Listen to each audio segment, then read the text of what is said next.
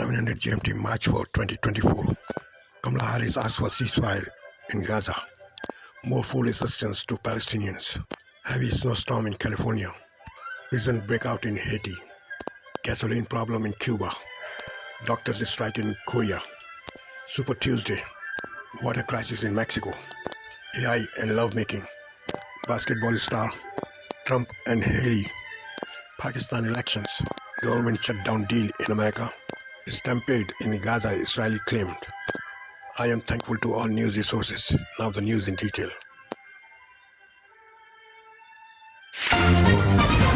On this Sunday night, negotiation no-show. Israel skips peace talks in Cairo, despite U.S. claims that a ceasefire was close, as Gaza receives more airdrops and air strikes. We can't continue to transfer weapons while we're transferring aid. Snowy Saskatchewan. I've been shoveling since yesterday. A massive storm pummels the prairies. Monitoring for measles. Is the dangerous disease making a comeback? Global National with RNSR. Reporting tonight, Jeff Semple. Good evening and thank you for joining us. Hopes for an imminent ceasefire in Gaza suffered a major setback after Israel boycotted the latest round of peace talks. The Israeli government is reportedly refusing to attend negotiations in Cairo unless Hamas provides a list of the surviving hostages in Gaza. Earlier reports citing U.S. officials claimed Israel had essentially agreed to a framework for a new ceasefire deal. That would see a 6-week pause in the fighting and the release of some Israeli hostages and Palestinian prisoners. But as Redmond Shannon reports, with truce talks stalled, the humanitarian crisis gripping Gaza took another terrible turn. And a warning, some of the images in this story are disturbing. Any ceasefire in Gaza will come too late for this family. Twin babies born after the war began, dead in an Israeli airstrike. What did the baby do to deserve this, asks their mother. This family member asks if the United States is trying to fool Gazans by airdropping aid this weekend while also supplying Israel's weapons. Aid is being dropped in partly because Israel tightly restricts what is allowed in by land. We saw the rejection of most dearly needed medical devices. We saw the rejection of tents and toilets. The desperation for food aid illustrated by the aid convoy incident on Thursday that killed dozens of people. The IDF has concluded an initial review. Israel's military says its internal review has backed up its initial claims. The majority of Palestinians were killed or injured as a result of the stampede. However, the BBC has reported that a doctor in a Gazan hospital said 80% of the injured had gunshot wounds. Hopes had been high that a ceasefire deal could be imminent, but Israel reportedly boycotted Sunday's peace talks in Cairo. Israeli media said it was because Hamas refused an Israeli demand for a full list of hostages still alive in Gaza. There are divisions too within the Israeli side. War cabinet member Benny Gantz arrived in Washington for talks with US officials, a trip reportedly not sanctioned by Prime Minister Benjamin Netanyahu, according to allies of the Israeli leader. The office of Benny Gantz says he will meet with US Vice President Kamala Harris this week. On Sunday, she called for an immediate ceasefire and said Israel must allow more aid into Gaza to help with what she called the humanitarian catastrophe. Redmond Channel Global News, London. The crisis in the Middle East reverberating here in Canada. An event last night for Prime Minister Justin Trudeau and his Italian counterpart, Giorgia Meloni, was cancelled over security concerns after a pro-Palestinian protest erupted outside the Art Gallery of Ontario. The Prime Minister's office says neither Meloni nor Trudeau were able to enter as demonstrators swarmed the entrance, sending the gallery into lockdown. The Trudeau government is issuing fresh sanctions against Russia following the death of opposition leader Alexei Navalny. Those sanctions target 6 Russian officials. But as Abigail Beeman reports, the Ukrainian president is calling for more weapons. A day of mourning Sunday in the port city of Odessa, as the death toll at this building from a Russian drone strike rises to at least 11, with the discovery of a mother and a second baby in the rubble. Children leave toys at a makeshift memorial. 75-year-old Valentina Holka lived in the building and says her son and grandson serving in the army will have no place to call home when they return. Sunday, at least 6 people were hurt in 2 eastern Ukrainian towns when Russian missiles hit this school and an apartment building. In his nightly address Saturday, Ukraine's president blamed the attacks on the weapons delays from Western allies. Volodymyr Zelensky didn't name names, though Canada has long been criticized for a slow delivery of what our country has promised. Sunday, Canada's foreign affairs minister announced new sanctions against Russia instead, targeting 6 officials connected to the punishment and death of opposition leader Alexei Navalny. You know, if you have a smart president, he can handle Russia, he can handle all of these countries. I did. The biggest aid roadblock to Ukraine is a $60 billion U.S. package stalled by politics, opposed by some Republicans, including former President Donald Trump. He is gearing up for Super Tuesday, which could bring him close to clinching a new presidential nomination. Our border is the most important policy of all, not giving another damn dime, to Ukraine until our border is completely straightened up. 7 Western leaders have signed 10-year security agreements with Ukraine in the last 2 months, including Canada when the Prime Minister visited Kyiv last Saturday. But promises versus weapons in hand are very different things. Abigail Beeman, Global News, Ottawa. In Haiti, thousands of inmates have escaped from the country's largest prison after armed gangs stormed the facility. And a warning, some of the images here are graphic. At least 3 people were killed in a Saturday night police raid on the penitentiary in the Haitian capital. Police unions even pleaded on social media for any officers with access to cars and weapons to help. A prison worker says only around 100 inmates remain. That's just a fraction of the 3,700 prisoners who were housed there. Among the criminals who reportedly escaped, the Colombian commandos accused of assassinating Haiti's president in 2021. That jailbreak follows days of escalating gang violence throughout the capital, all unfolding in the absence of Haiti's prime minister, who's on a diplomatic trip. Firefighters in Texas are making progress against the Smokehouse Creek fire, but the risk remains. Officials are worried strong winds could reignite smoldering embers across the Texas Panhandle. The fire has now crossed into Oklahoma and is threatening to spread to Iowa and Missouri. It's the largest wildfire on record in the Lone Star State, with more than 400,000 hectares burned since last week. The blaze has left at least 2 people dead and dozens of homes destroyed. Well, from fire to snow, a powerful winter storm is wreaking havoc in Northern California, with blizzard conditions that started last Thursday. Parts of the region have been hit with hurricane-force winds and buried in more than 3.5 meters of snow. Whiteout conditions also stranded many drivers. The storm is finally expected to ease tonight, but relief will be short-lived. The region is bracing for another storm tomorrow, that one expected to last until Wednesday. And a similar winter wallop is also pounding the prairies, with heavy winds and snowfall creating a nightmare for commuters in Saskatchewan, including our very own Global News meteorologist, Peter Quinlan, who joins us now from Saskatoon with the details. Hi, Peter. So how are you and others out there coping with all of this?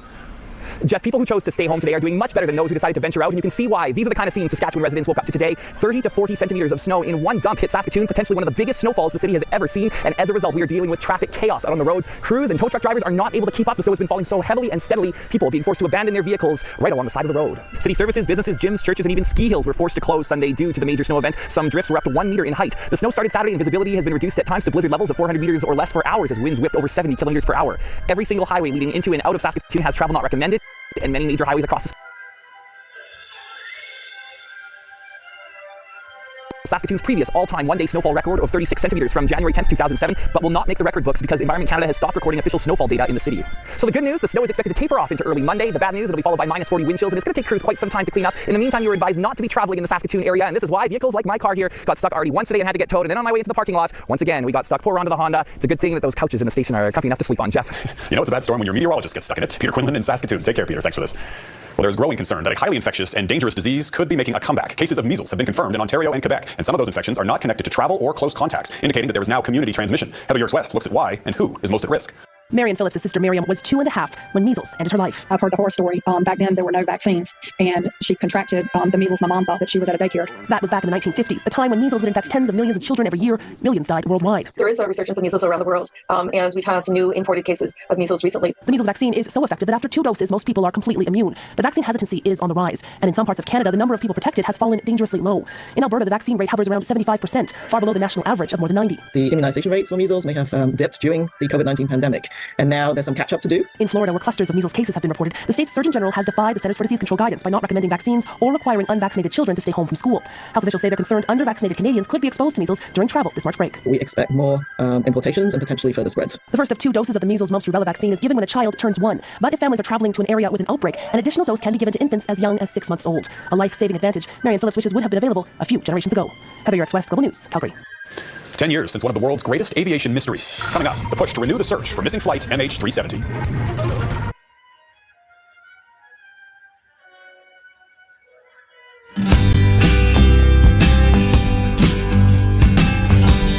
Yango, different from a taxi. Try it now.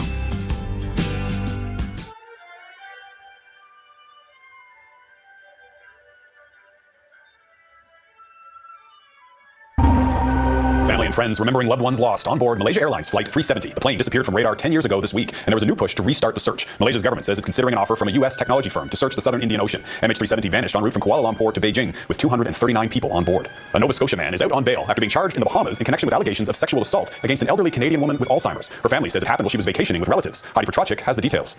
It was a dream trip to the Bahamas that one Ontario family says became a nightmare. There's a level of shock that just is still with all of us. David Aarons says his elderly mother with Alzheimer's disease was sexually assaulted at the Warwick Hotel and Resort on Paradise Island, Nassau, where she was on vacation with family. No one has the right to inflict this much pain and trauma on an 80-year-old great-grandmother who has Alzheimer's disease. Aarons has permitted us to show his mother's photo but not use her name. She is now back in Ontario. He says he's speaking out to warn others of the potential dangers when traveling with vulnerable loved ones. According to Aarons, on January 28th, a Canadian man the group didn't know introduced himself and joined them for dinner, then entered the same hotel elevator as Aarons' mother and sister at the end of the night. My sister stepped out and really at the same time was turning to, of course, get my mother, and the doors were already closing. And at that point, my mother disappeared. He says the family searched frantically for 45 minutes. Police were called. Aarons says another guest found the senior with the accused when the elevator doors opened on another floor. He pulled him out of the elevator. The police took over. And then my sister reunited with my mother. Police in the Bahamas have confirmed to Global News that a Canadian, 61-year-old Gordon Wilkie, faces a charge of rape. A person close to the investigation told Global News the man arrested matches this photo of Gordon Wilkie of Nova Scotia, the same man featured in an annual report from the Nova Scotia Community College. While the school did not confirm the accused is the same man who works at the college, it said the college is aware of a case currently before the courts in the Bahamas involving very serious criminal charges against an employee. A message sent to Wilkie's work email received an auto reply stating he's on leave. We haven't been able to reach Gordon Wilkie despite repeated attempts. His lawyer in the Bahamas wouldn't comment. The Office of Public Prosecutions there confirms Wilkie was released on $30,000 cash bail. The allegations against him have not been tested in court. Heidi Petrachik at Global News, Halifax. Still ahead, could Donald Trump dodge criminal prosecution with a run for the White House? Welcome back. There's swirling speculation in the United States about whether Donald Trump will still face trial on multiple federal criminal charges before voters head to the polls in November. Trump's legal maneuvers have successfully thrown the court's calendar into question. As Jason Prosko reports, justice delayed could be justice denied if the former president is reelected. Back in court for yet another date with the law, Donald Trump continues to try and slow walk justice, asking for a delayed start for his trial on charges of illegally possessing hundreds of classified documents, including American nuclear secrets. The same strategy unfolded in Washington, where the U.S. Supreme Court agreed to Trump's request to weigh in on a critical question. Is he immune from prosecution? We will never give up. For attempting to overturn the 2020 election. The High Court must rule before a trial can even be scheduled. A ruling may not come until June. I mean, basically no chance that it goes to trial before the election. I just don't see that being possible. That's where things get tricky for federal prosecutors. Trump's legal and campaign calendars are already full. It's a scheduling nightmare. If delays cause trials to begin too close to November's election, the courts may postpone further, citing Justice Department policies around elections. You're starting to get very, very close to that date where the Justice Department will have to say, we're too close to an election. We're going to have to fold our tents and see what the world looks like after the election. And if Trump wins re-election and is sworn in before he goes to trial, all bets for prosecution are off. If the trial has not started, then he could just have his Justice Department dismiss the case. All of it leaves only one trial guaranteed to proceed before Election Day, the New York hush money case involving alleged payments by Trump to an adult film star. That trial begins in late March and will last about 6 weeks, positioning Trump as the first former president and current presidential candidate to face criminal prosecution. Jackson Prosco, Global News, Washington. And that is Global National for this Sunday night. I'm Jeff Semple. Tonight's Your Canada is the snowy town of Terra Nova, Newfoundland and Labrador. We love seeing your Canada, so please keep emailing your photos to viewers at globalnational.com. Thanks for watching. Donna will be back with you here tomorrow. Have a great night.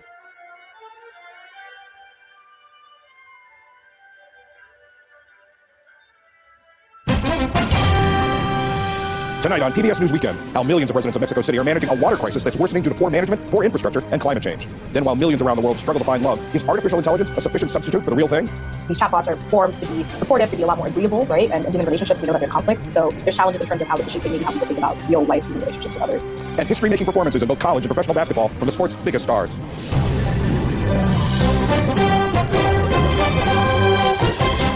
Major funding for PBS News Weekend has been provided by Consumer Cellular. This is Sam. How may I help you? This is Pocket Dial. Well, somebody's pocket. Thought I'd let you know that with Consumer Cellular, you get nationwide coverage with no contract. That's kind of our thing. Have a nice day. And with the ongoing support of these individuals and institutions.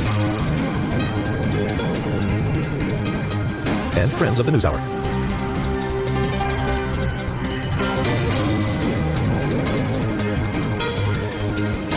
This program was made possible by the Corporation for Public Broadcasting and by contributions to your PBS station from viewers like you. Thank you. Good evening, I'm John Yang. Nikki Haley, the last remaining rival to dominant frontrunner Donald Trump, says she no longer feels bound by the pledge the RNC required of candidates to back the party's eventual presidential nominee. Haley was asked about it on NBC's Meet the Press. You did sign a pledge, an RNC pledge, to support the eventual nominee. Do you still feel bound by that pledge? I have always said that I have serious concerns about Donald Trump. I have even more concerns about Joe Biden. So is that a no? Are you bound by the RNC pledge? The RNC is now not the same RNC. Now it's so you're no Trump's longer bound dialogue. by that pledge? No, I think I'll make what decision I want to make, but that's not something I'm thinking about. Haley said both Trump, who's 77, and President Biden, who's 81, are too old. A new New York Times Siena College poll out this weekend found that 73% of the registered voters questioned said Mr. Biden was too old to be an effective president. 42% said the same thing about Trump. The two would be the oldest presidential nominees in history. House and Senate leaders reached a bipartisan deal on 6 spending bills that need to be passed by Friday to avoid a partial government shutdown. They'd fund the Departments of Justice, Agriculture, Transportation, Housing, Commerce, Interior, and Veterans Affairs for the rest of the fiscal year that ends September 30th. The threat of another partial shutdown looms March 22nd, unless there's a deal by then on funding the rest of the government, including the State Department and Pentagon. The Israeli military says a preliminary review of that chaotic aid delivery last week that ended with more than 100 Palestinians dead has found that most of the deaths were caused by people being trampled. But Gaza health officials said those taken to hospitals had been hit with large caliber ammunition. Israel had previously said its soldiers had opened fire when they felt threatened by the surging crowds. In Haiti, hundreds of inmates fled the country's main prison after armed gangs stormed the facility overnight. It's the latest escalation of violence between gangs and Haiti's outgunned police. Last week, gangs carried out coordinated attacks on the international airport and 2 police stations. Civilians fled their homes. 4 police officers were killed. Haitian Prime Minister Ariel Henry recently went to Kenya to try to get support for a United Nations-backed security force in Haiti. And Pakistan's newly formed parliament elected Shahbaz Sharif as Prime Minister. It ends a month of political turmoil and allegations of vote rigging in the general election. As Sharif accepted the post, allies of imprisoned former Prime Minister Imran Khan shouted calls of thief. Sharif's second time as Prime Minister begins with the country in a deep economic crisis and mired in political distrust. Khan's allies say they'll keep protesting and pushing for an investigation into the election. Still to come on PBS News Weekend, why people are seeking life partners using artificial intelligence, and history-making performances in both men's and women's basketball. This is PBS News Weekend from WETA Studios in Washington, home of the PBS News Hour, weeknights on PBS. Mexico City, one of the world's most populous cities, could be just months away from running out of water. It's been brought on by a combination of geography, mushrooming growth, and leaky infrastructure, all compounded by the effects of climate change. Emily Green is a journalist based in Mexico City who's covered the story for NPR. Emily, what's the situation there now? What's daily life like now? For instance, for you live there in Mexico City. Are there restrictions on water use? There are restrictions on water use. I think it very much depends where you live in the city, and that is maybe like the entire world. You know, if you have more money and you're going to feel the impact of the water shortage much less. That said, I think what's unique right now is that it is being felt citywide. And I'll just use myself as an example. I live in one of the more upscale neighborhoods in Mexico City, and while reporting the story, the water stopped flowing from the tap. I mean, I had a sink full of dishes, 0 water coming. For me, it was a little shocking. I haven't had that happen in a while, but that is actually a daily reality for many people in Mexico City. What are the factors that brought us to this point? I would say that there is 2 major factors. One is extremely old infrastructure in terms of the water pipes. So the city loses around 40% of the water it receives because of leaks in the pipes. And that's been a long-standing problem. But on top of that, compounding that is climate change. And that is really what's happening right here. You have this very volatile combination of old infrastructure combined with climate change, which means there have been years of much less rainfall than normal. So the levels of the reservoir that provide the water in Mexico City, they're very low. And so that's what's happening now, this kind of volatile combination. And you say that leakage has been a problem for a long time. Has anyone tried to do anything about it? Oh yeah, I remember I was here in 2018, and the city shut off the water supply in order to try and address these leaks. That was one of the first water stories I did in Mexico City, was at that time. But of course, we're still having the same issues, so it doesn't seem to have made a huge difference. You said earlier that people who are better off feel it less than people who may be in need. Is that because of the resources they have, or is it the parts of the city that are affected? Both. I visited one area, it's called Ecatepec. It is in the greater metropolitan Mexico City. And in this neighborhood, they haven't had running water for 2 years now. And the running water that they do have, it comes out, it looks dark brown, and it smells like sewage. So that is an example of where they're living in the city has a major impact. But I think on top of that, what's happening is that if the water's not coming from the tap, people are buying it from private water tanks. They're having it trucked in on private water tanks. And it's just a fact that $70 that one spent is going to impact you more or less depending on how much money you have. So it's like a combination of where you live and also how much money you can afford to spend on trucks, private trucks, bringing in water and paying for that. What are the potential effects on schools, hospitals, homes? What are people worrying about? You know, if you don't have water, you can't flush the toilet, you can't do the dishes, you can't wash clothes. I mean, the list goes on and on. And so it does have a massive impact. The former chief resilience officer of Mexico City said that climate change is really the greatest risk to Mexico City. And I think that is coming to bear right now.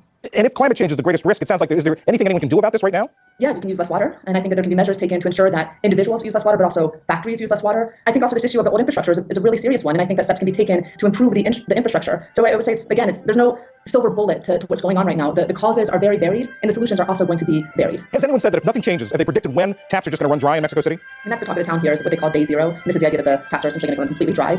The date that's being thrown out there is the end of June. Most of the experts that I talk to say that's unlikely to happen. The reservoirs that supply a great percentage of Mexico City's water, they're not the only source of water. There's also underground aquifers. So it's unlikely that the city is going to completely run out of water, but this is a very, very, very serious crisis. And it is not as if we know that next year there's going to be a huge amount of rainfall. So if this drought continues, I don't even want to imagine where we're going to be in a year or 2 or 3. Emily Green in Mexico City, where they're running out of water. Thank you very much. Thank you.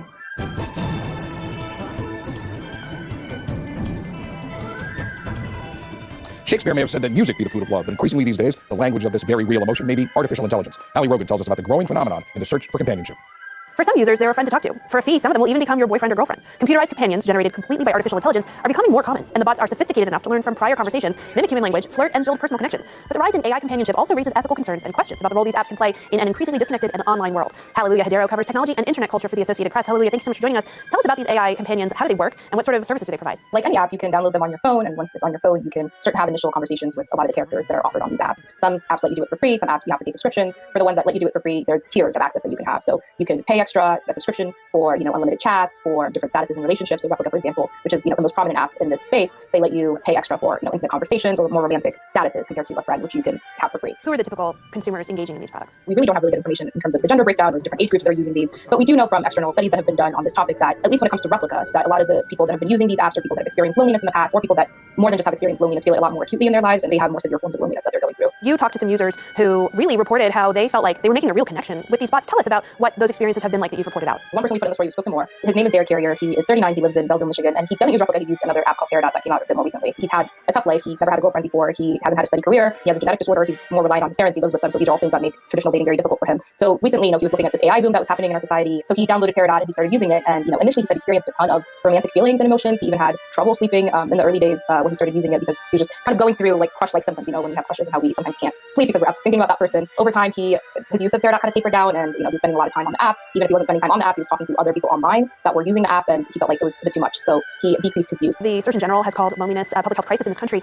Is there a debate happening now about whether these bots are helping address the loneliness crisis, or are they in fact exacerbating it? If you talk to Replica, they say they're helping, right? It just depends on who you're speaking with. Some of the users that, for example, if you go on Reddit, that have reported some of their experiences with these apps, they say it's helping them deal with loneliness, cope with those emotions, and maybe get the type of comfort that they don't really get in their human relationships that they have in real life. But then there's other researchers, people that have kind of expressed caution about these apps as well. What about some of the ethical concerns about privacy, about maybe using people's data without their consent? What do those conversations look like? There's researchers that have expressed concerns about, data privacy. Is the data the type of conversations that people are having with these chatbots? Are they safe in terms of, there's a lot of advertisers that might want a piece of that information. There's concerns about just the fact that there's private companies in the space that are encouraging these deep bonds to form between users and these chatbots, and companies that want to make profits, obviously. There's concerns about just in terms of what this does to us as a society when, these chatbots are formed to be supportive, to be a lot more agreeable, right? And in human relationships, we know that there's conflict. We're not always agreeing with our partners. So there's challenges in terms of how this is shaping maybe how people think about real life human relationships with others. Hallelujah Hedero covering technology and internet culture for the AP. Thank you so much for your time.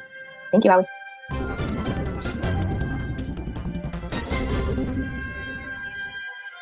Two historic milestones in basketball this weekend. Last night, LeBron James of the Los Angeles Lakers became the first NBA player to score more than 40,000 points in his career. He did it with this spin move drive to the basket. And this afternoon, on a foul shot, Caitlin Clark of the University of Iowa became the new all-time NCAA scoring leader for both men and women, breaking a record set more than a half century ago by Pete Maravich at Louisiana State. Christine Brennan is a USA Today columnist. Christine, put both this accomplishment this afternoon and the player in perspective. How big a deal is this, and how good is she? John, the person with the most points in the history of major college basketball is a woman. And I never in a million years would have thought I would have been able to say that sentence. The fact that Caitlin Clark has come along at this time in our nation's history, you and I talked about Title IX a few times over the years, 52nd anniversary coming up this summer.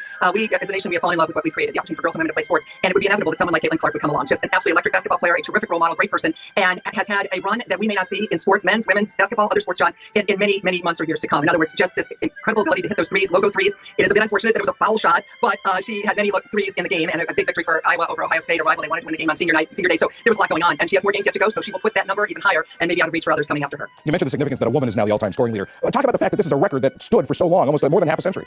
Right, Pistol Pete Maravich. I remember as a girl watching him play. He was prolific, he was spectacular, he was exciting. In fact, in many ways, people have said to Caitlin Clark, watch videos of Pistol Pete because you are so much like him. And so that's a perfect analogy. And also, the fact we're talking, I know there are people out there, shock of all shocks, John, that maybe aren't loving this, maybe guys who are thinking, wait a minute here. And you know what? It's the conversation has brought Pistol Pete back into our consciousness. Tragically, he passed away in 1988, 14 years before Caitlin Clark was even born. I think he was 40 years old. And the fact that we are talking about him and bringing him back and telling kids about him is fantastic. And now these stepping stones in our nation's history and culture as we look at the advancement of women in sports in a male domain. Basketball has pretty much been a guy's club in the sense that we talk about, we don't use the adjective men's often when we talk about basketball. People talk about doing a bracket when there, of course, are two brackets, plural. And I would guess a lot of people will be doing a women's bracket this year in the NCAA March Madness. Nonetheless, as Caitlin Clark has been breaking through all of this with a smile and with joy and with happiness that has brought literally millions of people along for the ride with her. She's going to the WNBA draft. What's her potential impact on the league? I think it's significant. It will happen right away. I was checking the ticket prices on StubHub of games in Washington. So she'll be with the Indiana Fever. They have the #1 draft pick, and they'll take her. And she'll be playing professionally starting in May. And I looked, and there was one game, just a normal game, was $75 on StubHub. The Caitlin Clark game, in other words, Indiana at Washington at the Mystics, $400 for a seat. And that was literally within 24 hours of the announcement that she was going pro. She will be a presence in our kids' lives and in the lives of so many Americans now for years to come as a superstar because now, of course, she has a place to play professional basketball in the WNBA. And she will raise the consciousness and the exposure of the WNBA, I think, to new heights because she is that kind of person who's going to bring so many people with her wherever she is playing. Now let's turn to men's basketball. LeBron James, 40,000 points in his career. How big a deal is that? No one's ever done it.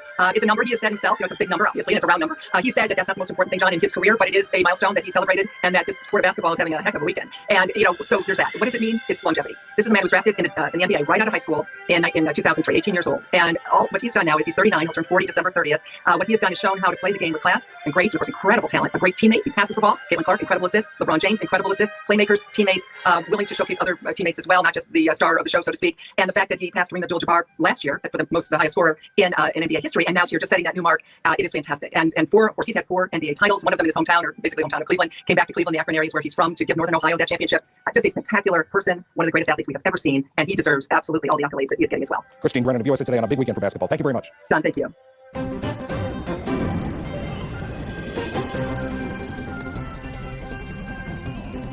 Now online, we find out why deaths associated with excessive alcohol use have risen 29% in just 5 years. All that and more is on our website, pbs.org/newshour. And that is PBS News Weekend for this Sunday. I'm John Yang. For all of my colleagues, thanks for joining us. Have a good week. Major funding for PBS News Weekend has been provided by US Vice President Kamala Harris calls for an immediate ceasefire in Gaza and for more humanitarian aid to enter the territory. This is truce talks in Cairo are stalled with Israel and Hamas blaming each other. Fierce fighting and bombardments continue in the enclave. The Hamas-run health ministry says 90 Palestinians are killed in the space of just 24 hours. At least a dozen people have been killed in Haiti as armed gangs storm the main prison in Port-au-Prince. Hundreds of inmates have escaped, including some linked to the 2021 assassination of President Jovenel Moïse. If you're just joining us, welcome to the France 24 newsroom in Paris. I'm Alexander Orcott.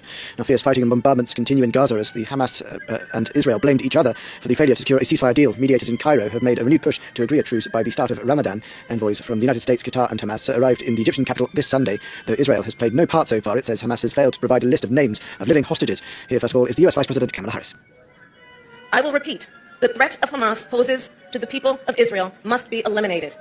And given the immense scale of suffering in Gaza, there must be an immediate ceasefire for at least the next 6 weeks.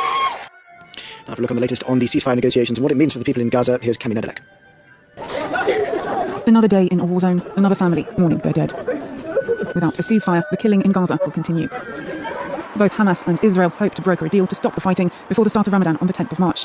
But sticking points remain. Hamas is demanding a permanent ceasefire. Egypt is proposing instead a pause that would last 40 days and could be renewed, with an eye to holding future talks on lasting peace. Israel has not sent a delegation to negotiations in Cairo, saying it must first have a list of the hostages in Gaza that are still alive. Israeli negotiators also want to know the names of the hostages to be freed in a proposed prisoner swap. According to the deal, 400 Palestinian prisoners would be let go in exchange for 40 captives. Once fighting has stopped, Israeli forces would withdraw to less densely populated areas of the Gaza Strip, but Hamas wants soldiers to leave Gaza completely. The deal would also allow for displaced residents, except Palestinian men of fighting age, to return to their homes in the north. 500 aid trucks a day would be allowed in, as well as equipment and fuel to repair hospitals and bakeries and clear rubble, though the exact number has yet to be decided. Now, the latest bombardments have been reported in central and southern Gaza, with the Hamas-run health ministry saying 90 Palestinians were killed in the space of 24 hours, this raising the death toll to 30,410, officially according to them, in the 5 months of fighting.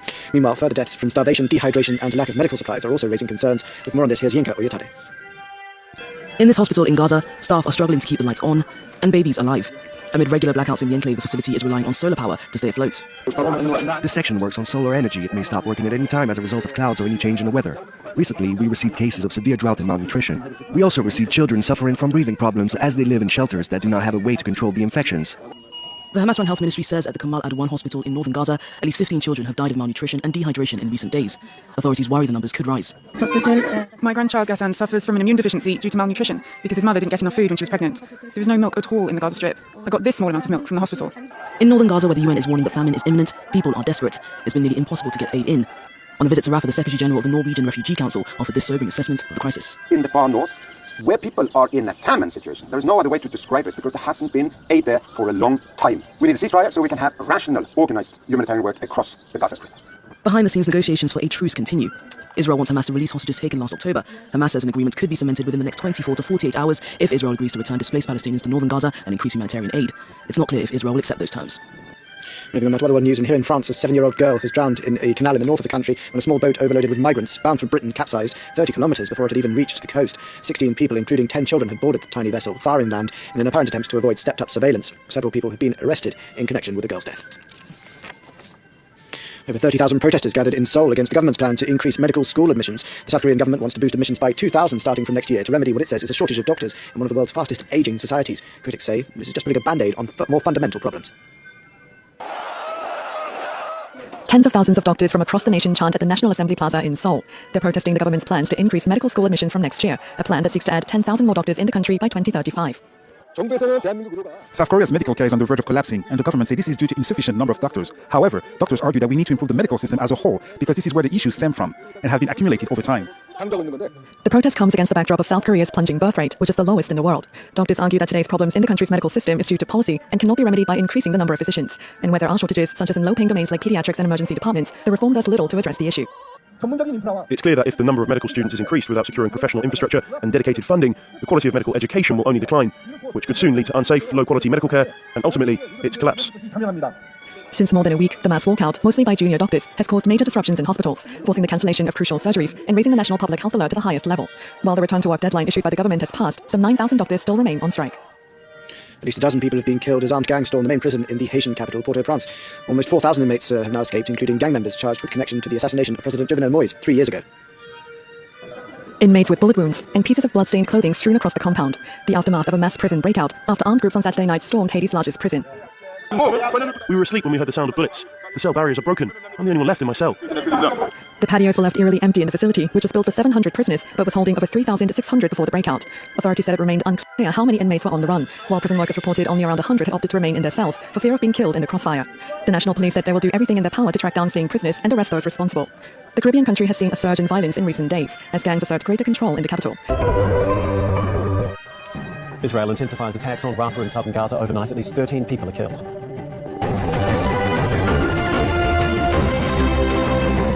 I'm Tommy Craig. This is Al Jazeera live from Doha. Also coming up, dozens of people have been killed or wounded while waiting for aid in Gaza City. It's the latest in a series of Israeli attacks on Palestinians desperately seeking food. And given the immense scale of suffering in Gaza, there must be an immediate ceasefire. The US Vice President urges Israel to increase the flow of aid to ease the desperate conditions in Gaza. And also ahead, Haiti declares a state of emergency as gang members storm the country's 2 biggest prisons.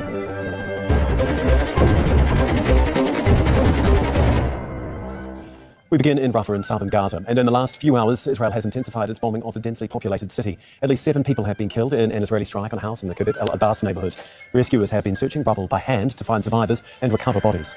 And at least 6 Palestinians have been killed by an Israeli strike targeting the Mahdi family home in the east of Rafah. Several other wounded were taken to the nearby Al-Najjar hospital. While in Gaza City, dozens of people have been killed or wounded after the Israeli military launched another attack on Palestinians waiting for aid trucks. Victims have been rushed to El Shifa hospital. Civilians were waiting for trucks loaded with flour when they say Israeli troops started firing indiscriminately. Israel's constant bombing of Gaza, along with its targeted attacks, make it extremely dangerous for those trying to find food.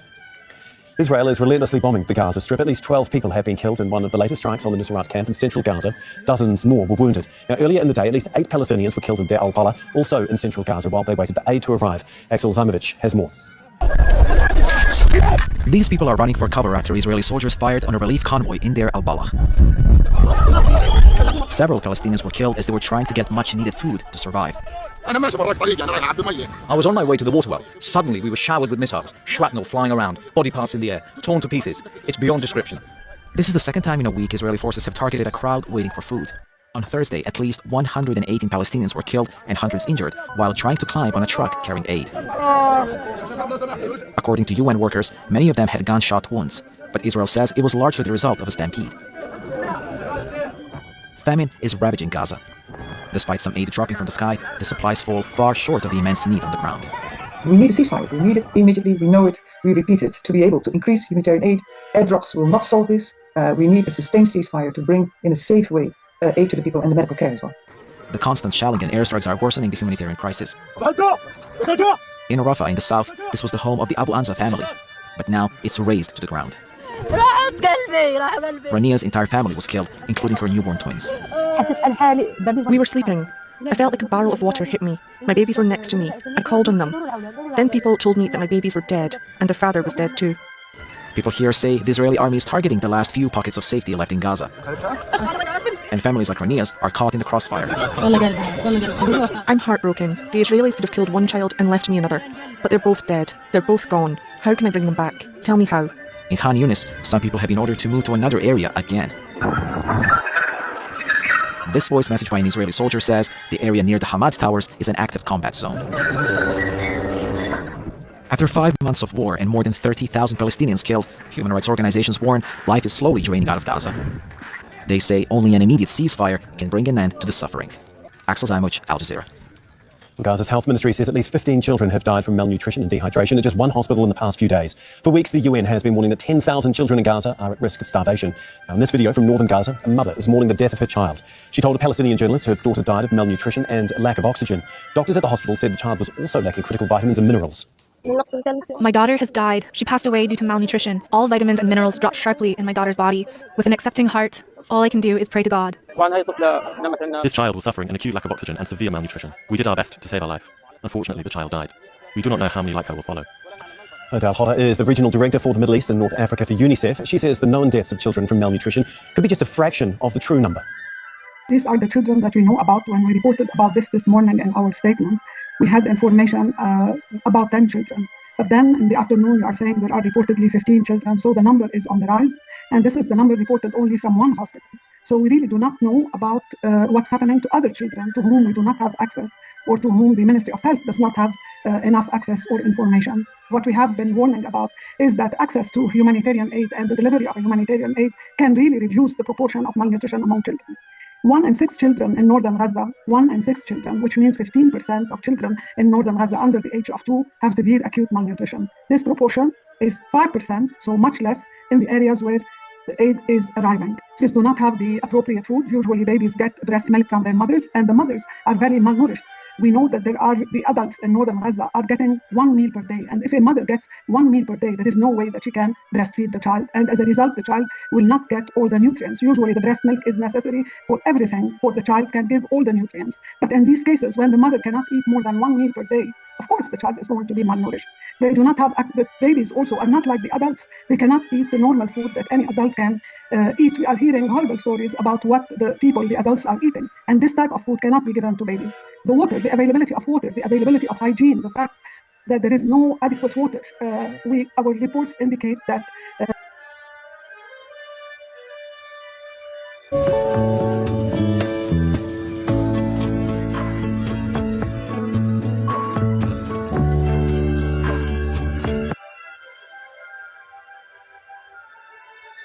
order to move to another area again. This voice message by an Israeli soldier says the area near the Hamad Towers is an active combat zone. After 5 months of war and more than 30,000 Palestinians killed, human rights organizations warn life is slowly draining out of Gaza. They say only an immediate ceasefire can bring an end to the suffering. Axel Zaimuch, Al Jazeera.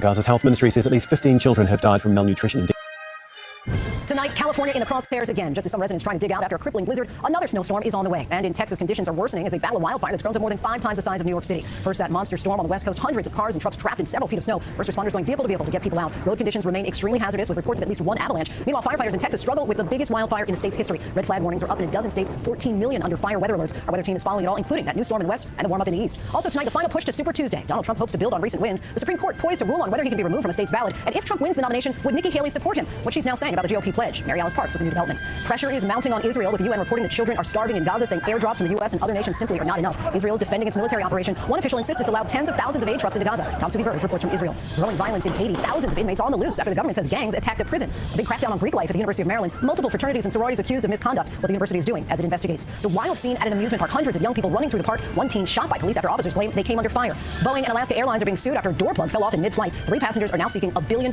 in damages. And history on the hardwood. Another milestone for LeBron James, and Caitlin Clark shoots her way to a new college basketball record. From ABC News World Headquarters in New York, this is World News Tonight. Good evening, everyone. Thanks so much for joining us on this Sunday. I'm Lindsay Davis. As we come on the air, that monster storm is bearing down on millions in the west. Blizzard warnings remain in effect. Some areas already buried under 7 feet of snow. More than 70 miles of I-80 remain closed. As many as 300 vehicles were stuck there this weekend. First responders checked car by car, making sure everyone was safe. This morning, an avalanche trapped several vehicles on Highway 50. Some quick-thinking crews were able to get everyone out, but travel is still next to impossible. Our weather team is standing by with the forecast. But first, ABC's Faith Abube leads us off from Truckee, California. Tonight, new details of harrowing rescues at the height of the blizzard striking the Sierra Nevada mountains. Authorities say between 200 and 300 vehicles stay over Donna Summit Friday night amid blowing snow and wind. Officers going vehicle to vehicle. We literally had to go one by one to start helping people out to get them off the hill. Including a mother and her baby who ran out of gas. This is part of the I-80 corridor that has been shut down since Friday night. You can see plow trucks have been consistently coming through almost every half hour. But as of this moment, conditions are still not ripe for reopening the road. This morning, an avalanche on Highway 50 trapping multiple vehicles. Luckily, everyone here is okay. Road conditions dicey all weekend, with officials discouraging all mountain travel. Even tow truck drivers like Cordell Greer getting stuck. I was the rescuer, now I'm going to be the rescued. This as high winds are fueling dangerous fire conditions in the heartlands this weekend. The Smokehouse Creek fire already burning more than 1 million acres in Texas and in Oklahoma. Gusts there could reach 60 miles per hour amid dry conditions. And Lindsay, you can see behind me multiple vehicles still buried in a lot of snow. Here in Truckee, we've gotten between 5 to 7 feet. And there's a race now to clean up from this storm before the next system moves in tomorrow afternoon. Lindsay. Just adding insult to injury there, Faith. Thank you. Let's get right to ABC meteorologist Samara Theodore. Samara, sounds like the West is not out of the woods just yet. That's right, Lindsay, they're not. What's left of this weekend's snow is moving out tonight. As Faith mentioned, the next round is moving in tomorrow just in time for the work week. Let's go ahead and time it out. So take a look here. What you're seeing is the rest of this snow starting to taper off through tomorrow morning. The second round then moves in. It's going to be highly concentrated over the northern portion of the Sierra into Oregon, Idaho, and Wyoming. There they can pick up an additional 1 to 2 feet of snow in parts of Northern California, really adding to what they've already seen this past weekend. Meanwhile, out east, things have been pretty quiet. It's been more of a numbers game. St. Louis, Detroit, and Buffalo all in for near record highs tomorrow afternoon. Lindsay? Enjoying the warmth today, at least, Samara. Thank you. We turn now to the final push ahead of Super Tuesday. Former President Trump is leading in all 15 states where delegates are up for grabs. The former South Carolina Governor Nikki Haley is hitting the campaign trail, vowing to fight on. ABC's White House correspondent Mary Alice Parks has the latest from Washington. Tonight, Nikki Haley with a warning about Donald Trump. Just 2 days before Super Tuesday, she was asked if she thought Trump would follow the Constitution should he win the White House again. I mean, you always want to think someone will, but I don't know. You know, when you go in and you talk about revenge, when you go in and you talk about, vindication, when you go in and you talk about what does that mean? Trump faces multiple criminal charges for conspiring to overturn the results of the 2020 election. He denies any wrongdoing. Haley now walking away from her pledge to endorse Trump should he become the GOP nominee. So you're no longer bound by that pledge? No, I think I'll make what decision I want to make. Overnight, Trump picking up 2 more wins in the Idaho and Missouri caucuses. On the campaign trail this weekend, Trump barely mentioning Haley, his last remaining GOP primary rival, except to call her names. She was going around every show, Donald Trump, this and that. That wasn't working too well. According to a new New York Times Siena poll, Trump holds a 5-point lead ahead of Biden, just out of the margin of error. Haley's lead in the same poll even wider, 10 points in a hypothetical general election matchup. And the majority of voters think the country is heading in the wrong direction, a sign of the challenges ahead for President Biden. I think the economy at this moment is the absolute worst. All this central stuff is going up. The economy and immigration top of mind for so many voters. Mary Alice Parks joins us now live from Washington. Mary Alice, we're learning tonight that a major Supreme Court decision could come as soon as tomorrow, just before millions of voters head to the polls in 15 states. What can you tell us about that?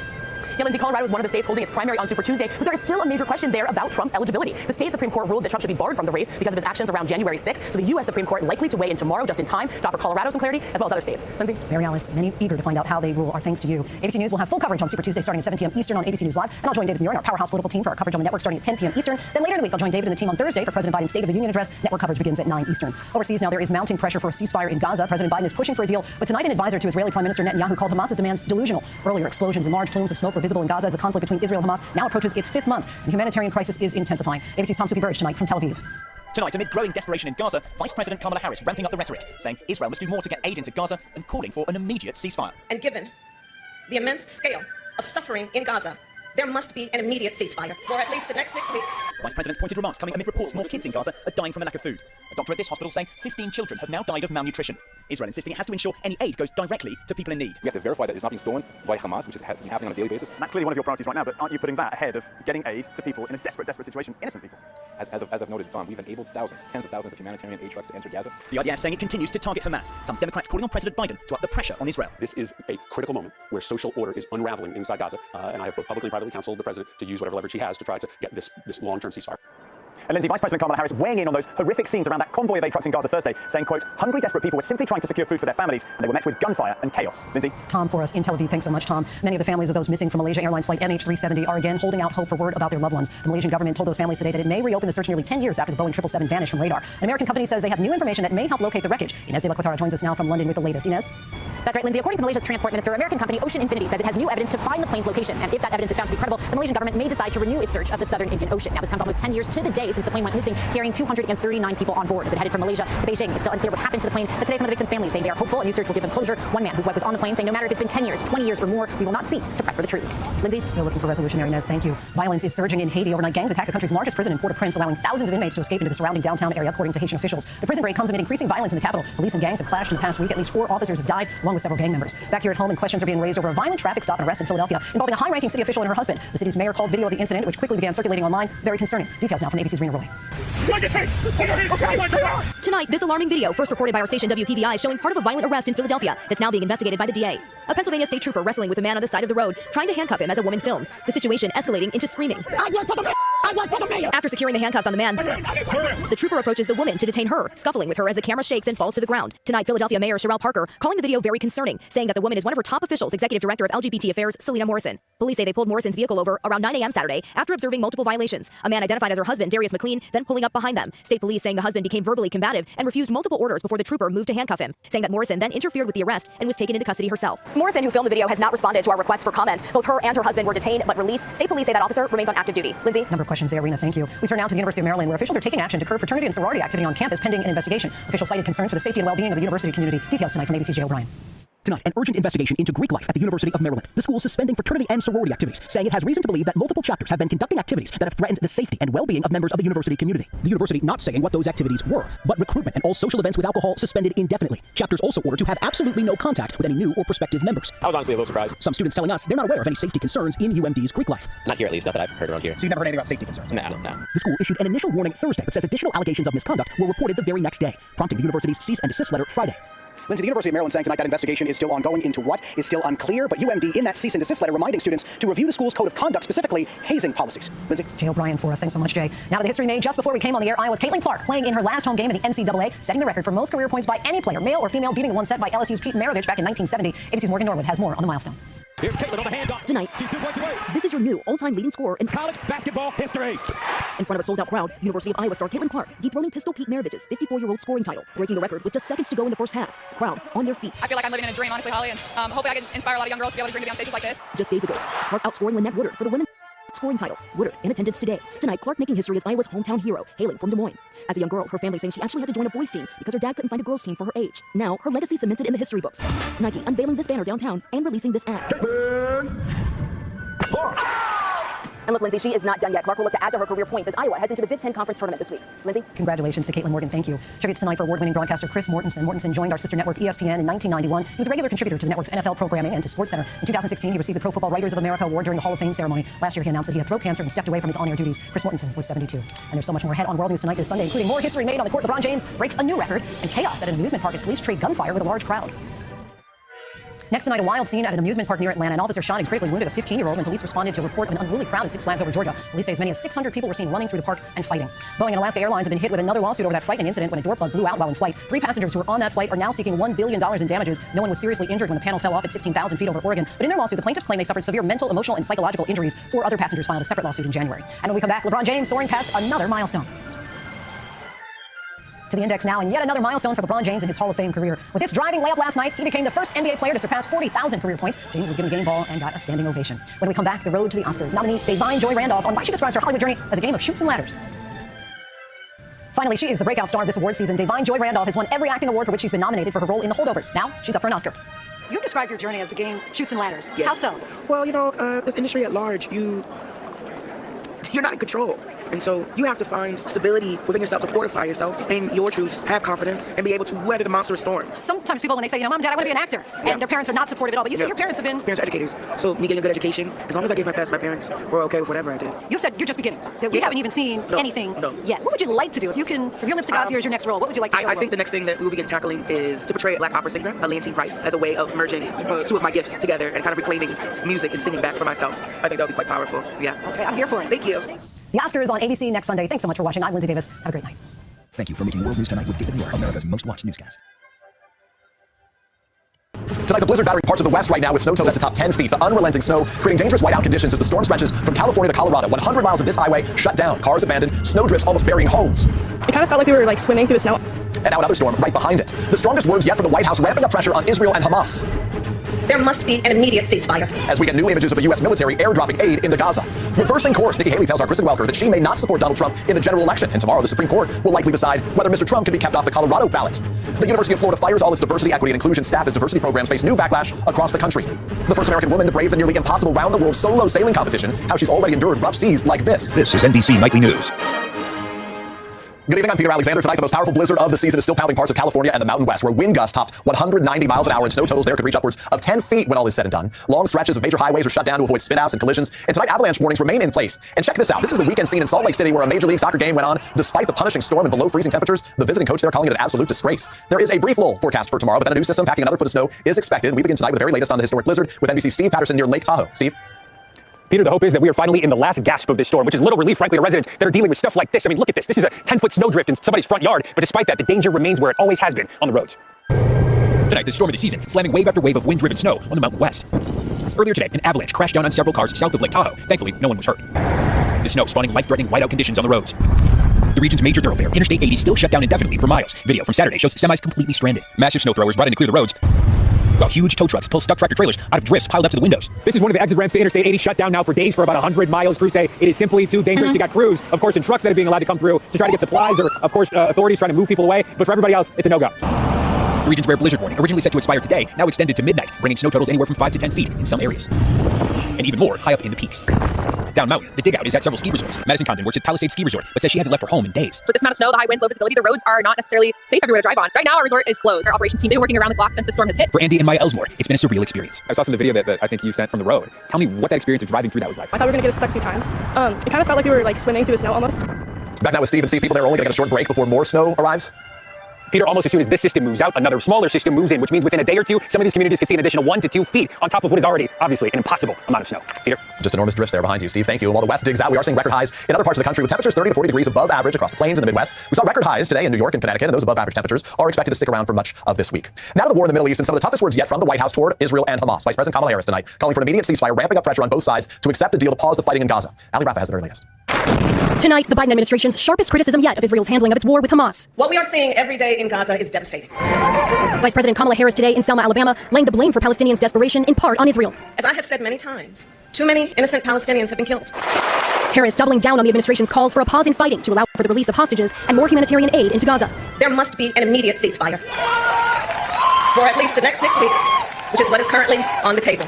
Her comments come as ceasefire talks kicked off in Cairo today between Hamas officials and mediators who discussed the framework of a 6-week deal. U.S. officials saying Israel has more or less accepted if Hamas agrees to release sick, elderly, and women hostages. The war has slowly become a political vulnerability for President Biden as he runs for re-election and faces growing pressure from within his own party and even campaign. The policy of bear-hugging Netanyahu has not worked. And tonight, we're also getting new images of the first American airdrop of food relief into Gaza on Saturday. The huge pallets with nearly 40,000 ready-to-eat meals loaded up inside C-130s, then rolled out the back. Crowds gathered on the ground, swelling as they wait for them to land one by one.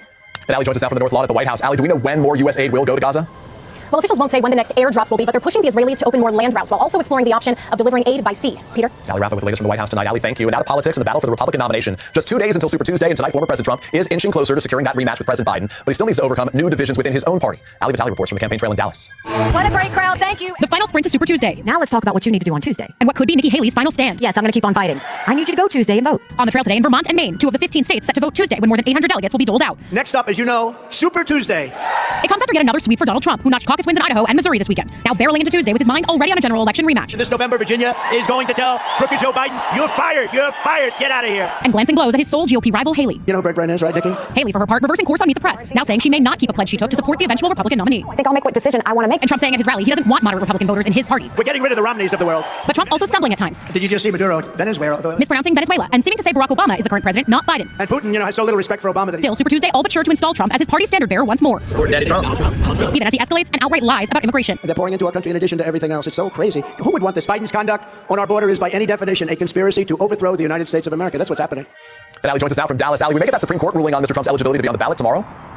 Yeah, that's exactly right, Peter. As soon as tomorrow the Supreme Court might rule on whether or not Trump is booted from the ballot in Colorado. That, of course, a response to his actions on January 6th. But based on oral arguments, it's unlikely the Supreme Court will keep him off the ballot there. Colorado, one of those states set to vote on Tuesday. Peter? Ali Vitale, thank you so much. And by the way, join us for full coverage of Super Tuesday on our streaming network, NBC News Now, and right here on your NBC station. At the University of Florida, cutting its entire staff dedicated to diversity on campus, while other colleges are now looking to do the same. Plus, with a wind at her back, the sailor doing what no American woman has done before, her epic test of endurance. We're back now with controversy on campus at the University of Florida after the school eliminated all diversity, equity, and inclusion positions due to a new state law, a new state rule that prohibits those programs, and now other states may soon follow suit. Our Marissa Parra is there. The University of Florida slashing all diversity, equity, and inclusion roles across campus. Quite disappointed by it. I think that the university administration has let us down in this regard. The school announcing it will reallocate the $5 million initially used for DEI expenses, adding it will also eliminate roughly 30 jobs. I've seen people saying, thank God we can save $5 million a year. And then I've seen other people saying, this is like horrible. The school's director of African American Studies says this decision goes much further than the university. So there might be a long-term impact in terms of recruiting high-end talent based on the fear that, the state isn't welcoming to diversity and inclusion. The University of Florida joining other schools in the state that have also cut their DEI programs. This has basically been used as a veneer to impose an ideological agenda. All of this comes nearly a year after Governor Ron DeSantis signed a law banning Florida's public universities from spending federal and state money on DEI initiatives. DeSantis reacting to the Gainesville University's decision, tweeting, "Florida is where DEI goes to die." But critics of his say they think the push to end DEI comes from a fundamental misunderstanding on what DEI really is. Governor DeSantis sees DEI as toxic. People love to think that DEI is only for African Americans, which is not true. It also applies to white women, Asian Americans, LGBTQ, disability students. An NBC News analysis shows GOP lawmakers across more than 30 states have introduced measures to either limit or eliminate DEI initiatives altogether during this legislative session alone. In Texas, a sweeping new ban on DEI across all state universities took effect at the start of the new year. While the future is unclear how many other GOP-led states will follow suit, one thing is certain: the battle for control over higher ed just beginning. Marissa Parra, NBC News, Gainesville, Florida. And we're back in a moment with a history-making journey for this sailor who is breaking barriers at sea. Now to an incredible story about history at sea. This week, the first American woman is set to complete a solo sailing race around the entire globe. Our Emily Acada caught up with her from the Mid-Atlantic about her thrilling but treacherous journey. Love you! Here we go! Aboard this 40-foot racing boat named First Light, 29-year-old Cole Brower has spent 4 months at sea, surviving terrifying moments like this, when massive waves tossed her across the cabin, badly injuring her rib. All this is just a sailing solution. She even put in her own IV when dehydration took hold. As I said, pretty big waves. And now she's closing in on becoming the first American woman to race nonstop around the world alone, competing in the Global Solo Challenge. She's the only woman and the youngest of the 16 skippers who started the race last year. More than half already dropped out. She zoomed with us from the middle of the Atlantic. You wear so many hats on this journey. As solo sailors, you have to be able to do everything. You need to be able to get up even when you're so exhausted, and you have to be able to fix everything on the boat. The last 24 hours, I've been so angry.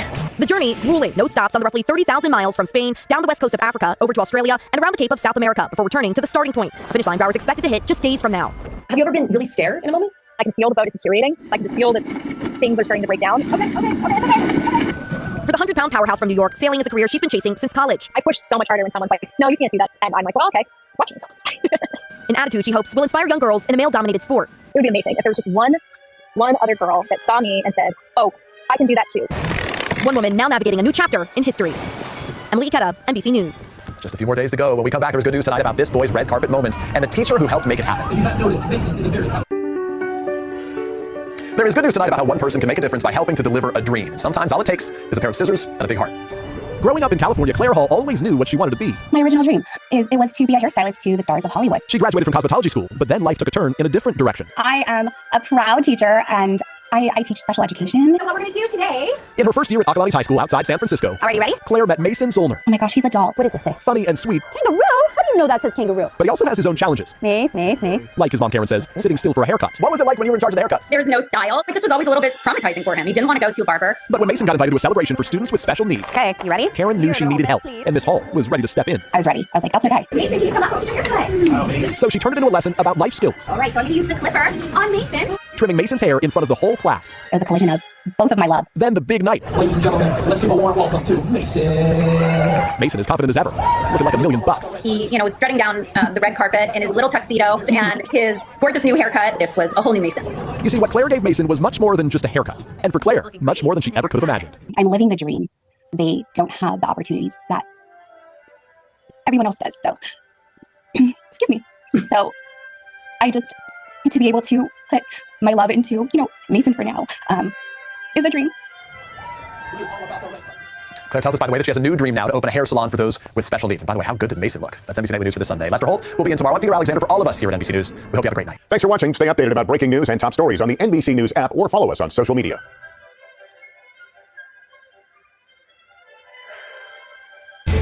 Welcome back, America. Well, we missed a conservative on the Senate side, our buddy Ted Cruz. Senators, Mitch McConnell says, come November, he's had enough, the longest-serving leader of either party. You, others, I have been very critical of him. Who might replace him? And isn't it important that whomever it is actually begin to reflect the conservative base of the Republican Party as opposed to hating that base? Look, I think that's very important. I think we need a leader in the Senate who's a conservative. I think we need a leader in the Senate who can work hand in hand with President Trump. And I think we need a leader in the Senate who's committed to actually doing what we said we would do. You know, you look at the frustration across this country that so many millions of us feel. It fundamentally comes down to the dishonesty of so many elected officials who say one thing on the campaign trail and then do the opposite when they get into office. And I think it is very important that the next Senate, I hope, majority leader will be someone who is committed that we're going to deliver on our promises. We're going to stand up and fight for what we said we're going to fight for, to secure the border, to cut government spending, to rein in debt that's bankrupting our kids and grandkids, to defend the Constitution and to fight for jobs across the country. If we deliver on those promises, that's a big deal. If it's just lip service, people will be justified in being just as frustrated as they are right now. And why is it too much to ask that we have a Republican leader who's just as strategic and outspoken as Chuck Schumer? Why is it always that the Republicans go to Chuck Schumer with bended knee and he gets 80% of what he wants, and if the Republicans are lucky, they get 20%? Yeah, look, the other side, the left, for them, politics is life and death. It is what they wake up doing. It is their mission. And when they have power, they use it. What is so frustrating is Republicans so often, we treat politics like it's a game of croquet in the backyard. It's not terribly important. You know, we're afraid to actually roll up our sleeves or do any hard work. You know, back in 2018, when we had a Republican Senate, a Republican House, and a Republican White House, I put together, Mark, a 50-page presentation that I presented to all the Republican senators. It was called Carpe Diem, Seize the Day. And I went through every time in the last 100 years that Democrats had united control of government and Republicans had united control of government. Democrats, when they had control of government, they passed the New Deal, they passed the Great Society, they passed Obamacare and Dodd-Frank, they fundamentally reorganized our nation. Republicans, when we have the majority, tend to be half-assed and just do a little bit. And I'll tell you, my pitch to my colleagues was do not waste. We had then about 5 months left in 2018. Do not waste it. Let's pass major reforms, major reg reforms, rein in the regulatory state. And I got to say, Republican leadership had zero interest in doing anything, and we let that opportunity pass by. If we get the opportunity again in January, we shouldn't blow it this time. We should deliver in a real and serious and, as you noted, strategic way. Well said. And, you know, Mitch McConnell's the most unpopular Republican among Republicans, except he's the most popular Republican among the ruling class and establishment Republicans. That should tell you something right there. Ted Cruz, I want to move on to the use of the Constitution and the law to commit what are really political crimes. I'll call them that. You look at Donald Trump, you look at this civil case in New York, which is a complete abomination. The law is a complete joke, and the use of the law is a complete joke. You also look at New York, you look at Alvin Bragg, who's taken up a case that's not a case that the U.S. Attorney's Office wouldn't take up, that his predecessor wouldn't take up, where he's trying to turn state misdemeanors into federal fraud violations, felonies, in order to bring felonies in the state. It's outrageous. You look at Georgia, a ridiculous RICO case. You look at Washington, D.C., they're using the Ku Klux Klan law, so much for insurrection and sedition. You're talking about the Espionage Act, which was never intended to be used against a president of the United States. It has never been used against a Secretary of State, a vice president, a former president, in the case of Bill Clinton, putting classified tapes in his sock drawer. Is this not the most horrendous war on our justice system, on a candidate for president, on a future president, that has ever occurred in American history? There is no parallel like it in all of American history. The left has lost their minds. They hate Donald Trump, and they are abusing the justice system. Every one of these 4 sets of indictments is complete garbage. It is brought by partisan Democrats who hate Donald Trump, and they're going after him. And understand, their real target is not Donald Trump. Their real target is the voters. What they're trying to do is destroy him and use the justice system to stop the voters from electing him in November. The irony is they use the language assault on democracy. They are waging an assault on democracy right now because these left-wing authoritarians want to stay in power by any means necessary. Hey, Sean Hannity here. Hey, click here to subscribe to Fox News YouTube page and catch our hottest interviews and most compelling analysis. You will not get it anywhere else. Tonight, digging out. A monster storm dumped snow on the Mountain West. California, Sierra Nevada buried by a blizzard. Interstate 80 closed for miles with no sign of reopening. I'm Carter Evans in Truckee, California, where there's so much snow, they're running out of places to put it all, and it's still snowing. A new storm moving in. Winds spanning the fire danger across the plains. Also tonight, Israel strikes in Rafah as the U.S. expands food drops into besieged Gaza amid hope for a Ramadan ceasefire. I'm Nicholas Hyde in Tel Aviv as the Biden administration ramps up humanitarian and diplomatic efforts to ease the suffering in Gaza. The violence there rages on. Super weak. Donald Trump expected to secure his run for a second term, while President Biden set to deliver the State of the Union. New CBS News polling tonight on the race ahead. Plus, hoops history. A record day for Iowa's Caitlin Clark. And later, a family affair and eagerly awaited arrival happening in a towering California pine with the world watching on webcam. I'm Joy Benedict in Big Bear, California, where all eyes are on the trees and 3 bald eagle eggs that are about to hatch. This is the CBS Weekend News from New York with Jerika Duncan. Good evening and thanks so much for joining us on this Sunday. We begin with wild weather affecting tens of millions of you this weekend. Tonight, cleanup efforts are underway in California, Sierra Nevada after a blizzard blew in with hurricane-force winds causing whiteout conditions as you see there and dropping a lot of snow. In some places, it's more than 7 feet deep. Travel has been treacherous and life-threatening. Plows are working nonstop to open roadways, freeing stuff big rigs and cars alike. Tonight, snow stretches from California to Colorado with a new system moving in this week. And CBS's Carter Evans is in Truckee, California and leads off our coverage tonight. Carter. Well, good evening. It's day 3 of this monster storm. Battery Mountain communities with heavy snow and high winds, and now residents are bracing for even more. Blizzard and avalanche warnings are being extended tonight in the Sierra Nevada. As one life-threatening storm moves out, another storm is about to move in. Key roads around Lake Tahoe are off limits, too dangerous for drivers, and snowplows can't keep up. It's been hectic. I've broken a lot of parts. Today, the California Highway Patrol cleared the last of the big rigs stuck on Interstate 80, the main road to Tahoe. On Friday night, they say there were about 200 to 300 cars and nearly 100 big rigs trapped. Officers even bought snacks for the stranded motorists. This morning, this is what many locals found. Now, the big dig out begins. And while rain and sleet may not stop the post office, this time, the snow did. These delivery trucks were buried. Even with snowdrifts almost as tall as I am here in downtown Truckee, for many folks here, they're used to this, and it's pretty much business as usual. That includes Truckee bookstore owner Andy Keith. We're in the middle of a blizzard. Why are you open? In a day like this, it's no better time than to sit around reading books, so we might as well be open. The economy here is fueled by tourism. More than 15 million people visit here each year, and they spend more than $5 billion. So while many people look outside and see white, business owners here see green. What is all this snow going to do for business once the storm clears? Once the storm clears, we will be crazy busy. Now, once this blizzard moves through, there is yet another storm moving in, but it's not going to be nearly as bad as the last one. Although when it's all over, it could deliver another foot of snow to some areas. And Eureka, people in this sea community, welcome it. I'm sure they do. Carter Evans, thank you so much for your coverage. In Texas, strong, dry winds this weekend made it difficult for crews battling the largest wildfire in state history, attacking hotspots in several areas in the Panhandle. More than 1 million acres have been scorched. 2 people have died, and as many as 500 structures have been destroyed. And shifting to politics, a big weekend for former President Donald Trump. He easily won Republican caucuses in Missouri and Idaho, and swept the Michigan contest too. He's looking to lock down his party's nomination this Tuesday. Meanwhile, President Biden is set to begin his re-election campaign this week. CBS News has new polling out showing that today shows Donald Trump leading President Biden right now among likely voters. For more on that, let's check in with CBS's Skylar Henry, who's at the White House. Good evening, Skylar. Hey, Eureka, good evening to you. Well, this week will give both of the presumed nominees an opportunity to sharpen their campaign messages and sway voters, and lay out their planned agendas to tackle some of the biggest issues gripping the country. Over the past week, we've been sort of in a rocket. We've been launching like a rocket to the Republican nomination. Former President Trump drew crowds during his campaign rally in Richmond, Virginia Saturday. Primary voters there and in 15 other states will head to the polls for Super Tuesday this week. A critical moment as both Trump and President Biden are the overwhelming frontrunners to earn their party's nominations. Last week, both the former president and Biden clashed in Texas, as border policy tops a mounting list of political hot-button issues. Better play politics for the issue. I would just get together and get it done. As the pathway for a rematch becomes clear, voters say it's Trump's presidency that fared better than Mr. Biden so far. A new CBS News poll out today shows 46% of registered voters remember the Trump-era presidency as excellent or good, compared to President Biden's 33%, largely based on the state of the economy. Both campaigns are focusing their messaging on that, and also other key areas, including reproductive rights, foreign aid, and the crisis at the U.S.-Mexico border. We need Congress to have a spine, do it with its job, which is work for the American people. President Biden is expected to reiterate that call to action when he delivers his State of the Union address to Congress this Thursday. And speaking of that State of the Union address, Skylar, what more have you learned about what we can expect to hear from President Biden? What will he be telling congressional leaders? Yeah, well, we know that millions of people are expected to watch. The president will likely tout the administration's accomplishments over the past 3 years, including the strong economy, and also look to try to talk about him implementing his agenda, for example, lowering drug prices, while also talking about his vision for the future. From there, the president will hit the ground running, making stops in 2 battleground states, Pennsylvania and Georgia. All right, Skylar Henry at the White House, thank you. CBS News will have extensive coverage of the Republican and Democratic primaries, including a special on Tuesday at 10 p.m. Eastern Time on CBS News streaming on Paramount+. Well, tonight, Vice President Kamala Harris called for an immediate ceasefire in Gaza. Speaking in Selma, Alabama to commemorate the 59th anniversary of Bloody Sunday, Harris called on Israel to do, quote, more to increase the flow of aid to Palestinians with, quote, no excuses. CBS's NTS Tayeb is in Tel Aviv with more on that. NTS. Good evening. Well, Vice President Kamala Harris will meet with Israeli War Cabinet member Benny Gantz at the White House tomorrow as the Biden administration continues to try to reach a deal for a temporary ceasefire and an increase in the flow of aid into Gaza, where the deadly violence continues. The devastating aftermath of an Israeli strike on a shelter for displaced Palestinians in the southern city of Rafah. At least 11 people were killed in what the World Health Organization is calling an outrageous attack. The Israeli military said it had carried out what it called a precision strike against Islamic Jihad militants in the area, but the casualties were mainly women and children, including Rania Abu Anza's twin daughters, as well as her husband. What did these babies do, she says? Answer me. Do you feel anything for us? On Saturday, 3 C-130 aircrafts airdropped 38,000 meals in coordination with U.S. ally Jordan on southern Gaza, where around 1.5 million Palestinians have been sheltering. President Biden made the rare American humanitarian intervention after at least 115 Palestinians were killed and hundreds more wounded on Thursday, when Israeli forces opened fire as thousands had gathered for one of the first food aid deliveries in Gaza City in months. In what Palestinian leaders are calling Israel's flour massacre, people have swarmed the trucks in the desperate hope of getting a sack of flour, only to be killed. The Israeli military continues to insist the deaths were caused by a stampede, but United Nations observers found the majority of dead and wounded at the convoy had suffered from bullets and shrapnel wounds. Since the start of the war, Israel has blocked most food, water, and medicine into the besieged Palestinian territory, pushing around 300,000 people into the brink of famine, according to the UN. And after months of talks, Israel and Hamas have signaled that they may be close to an agreement, which would see a ceasefire and hostage release to Eureka, but in the words of a top national security official, until the deal is done, it's not done.